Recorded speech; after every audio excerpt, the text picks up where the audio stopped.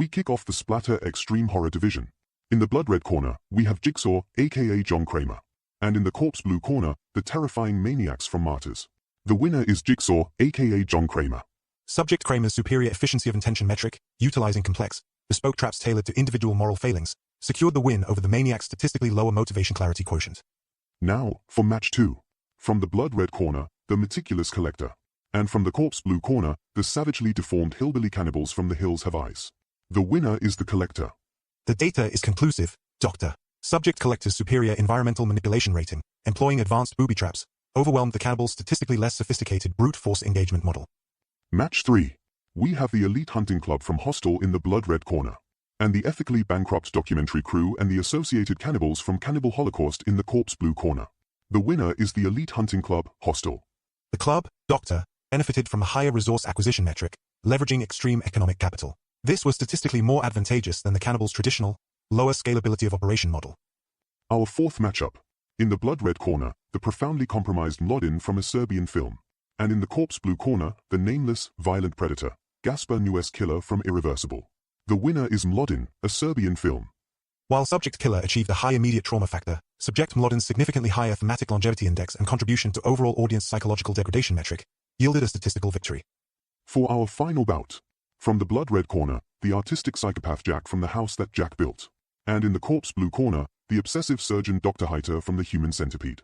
Subject Jack, Dr., demonstrated a higher variability of artistic expression and superior self-justification narrative.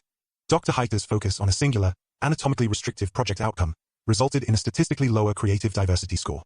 The head-to-head battles were a blood-soaked spectacle, and now, the moment of truth. It's time to unveil the expert top 10 Splatter Extreme Horror villains. Kicking off our countdown at number 10, we have a man who proves that the purest horror can come from a mind warped by surgical obsession. It's the retired surgeon whose desire for anatomical transformation led to a truly unspeakable creation. Dr. Heiter.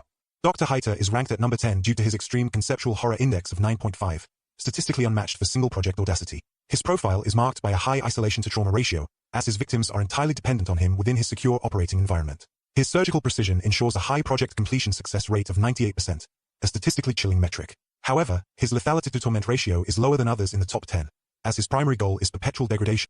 At number 9, we have the self-proclaimed arch-villain with a profound need to express his inner darkness through the exquisite artistry of the kill. It's the intellectual, philosophizing psychopath, the master of macabre installations. Jack. Subject Jack achieves the number 9 position due to his exceptional intellectual justification metric of 9.3, utilizing artistic philosophies to rationalize extreme violence. His termination methodology diversity is statistically superior, demonstrating a range of techniques from simple blunt force to complex, staged installations, reflecting a high creative sadism quotient. His inclusion of his personal journey and the manifestation of verge elevates his narrative complexity score significantly. Moving on to number 8, we find a villain whose impact is defined by the sudden, unflinching, and absolute reality of violence. It's the anonymous, brutal figure responsible for the terrifying, unwatchable sequence in a Parisian underpass, Gaspar Noé's killer. The individual known only as the killer is placed at number 8 due to a maximum 10.0 immediate psychological trauma rating. His scene achieves a statistically significant 99.8% audience distress factor upon first viewing. The use of a highly concentrated, sustained shot, combined with an intense auditory score, establishes a terrifying new metric for realism as horror.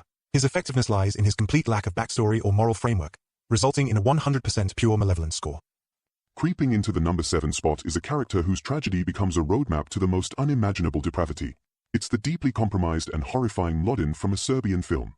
His acts, though often a product of coercion and shock, define a new boundary for thematic, visceral horror. Subject Mlodin achieves the number 7 rank due to his unprecedented contribution to the film's transgression of taboo index, which is statistically the highest across the entire splatter extreme horror subgenre. His involvement in level 5 narrative atrocities results in an unparalleled 9.8 cultural censure coefficient. This high ranking is less about his personal sadism and more about his function as a vessel for the film's total collapse of morality, achieving a 97% existential discomfort rating from audiences.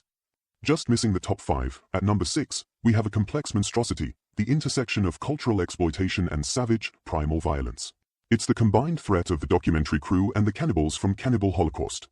The dual threat of the documentary crew and the cannibals is ranked at number 6 due to its pioneering and statistically effective use of the found footage aesthetic within the splatter genre. The crew's ethical violation score is a perfect 10.0, as their callous pursuit of sensationalism fuels their own demise. The cannibals, conversely, deliver a high primal force lethality rate, resulting in graphic, sustained terminations with minimal theatrical sadism.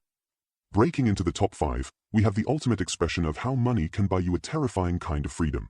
It's the terrifying organization that turns travel nightmares into bloody reality, the elite hunting club from Hostel. The club is a top 5 entity due to its high accessibility to trauma index. Its horror is not supernatural.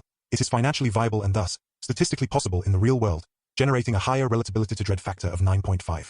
The club's success is based on its meticulous client servicing model, providing a bespoke, highly secure, and well-equipped environment for high-net-worth individuals to indulge in controlled, extreme violence. This industrialization of sadism metric is statistically superior to chaotic, individual acts. At the number 4 spot, we confront the raw, terrifying product of environmental decay and ancestral brutality. It's the relentlessly savage Hillbilly Cannibals from the hills have eyes. Their kills are not artistic statements, they are brutal necessities of survival. The cannibals achieve the number 4 rank due to their superior environmental dominance factor of 9.6, effectively leveraging extreme terrain and isolation. Their high ranking is a statistical product of their zero empathy profile and high survival-based aggression metric, which results in high velocity, high trauma engagements. The 2006 iteration is statistically superior in terms of deformity to fear correlation, with their grotesque appearance amplifying the primal fear of the other. We've entered the top 3. Taking the bronze medal is the silent, efficient, and meticulous technician of terror. It's the master of the highly effective home invasion, the terrifying collector. The collector is a top 3 entity due to his statistical superiority in trap configuration complexity, 9.7, and a nearly perfect non-verbal threat efficacy, 9.9. His use of his environment as a fully weaponized system is a benchmark in the splatter extreme genre. His kills are highly diverse, often indirect, and designed to generate secondary trauma, the trauma of near misses and witnessing the suffering of others. His profile features a statistically impressive victim capture-to-retention rate of 95%, as his goal is not immediate termination but long-term collection. Just shy of the top spot, at number 2, we have an entity defined not by a single killer, but by a horrifying, collective, philosophical pursuit. It's the terrifying, methodical collective known as the Maniacs from Martyrs. Their goal is transcendence, their method is pure, agonizing splatter. The Maniacs are statistically the most impactful collective villain in the subgenre. Their number 2 ranking is a product of their 9.9 philosophical justification for extreme violence, which elevates their acts beyond simple sadism into existential horror. Their methodology employs a statistically rigorous pain infliction protocol designed for sustained, non-fatal trauma over extended periods. Their high-tier security and organizational structure result in a near-perfect victim containment success rate of 100%. And finally, taking the ultimate crown in the Splatter Extreme Horror division, the champion of our Chillergeist Horror League. It's the ultimate orchestrator, the man who wants to play a game. Jigsaw, aka John Kramer.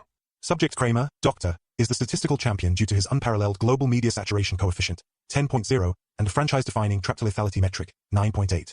His complex moral philosophy, though warped, provides a higher narrative engagement factor than the pure sadism of his peers. Kramer's trap design versatility score is statistically unmatched, creating highly individualized torture scenarios that resonate with high viewer paranoia metrics, the fear that their own failings could lead to a jigsaw trap. He successfully created a multi-generational, highly reproducible operational model, ensuring a lasting and pervasive presence in the horror landscape. His combination of intellectual justification, technical proficiency, and mass cultural impact is statistically superior, solidifying his status as the number 1 splatter extreme horror villain. He is the blueprint for modern gore cinema. There you have it, Fear Fiends. The top 10 has been crowned. Join us next week as we dive into the chilling depths of the cosmic horror division. Until then, stay scary.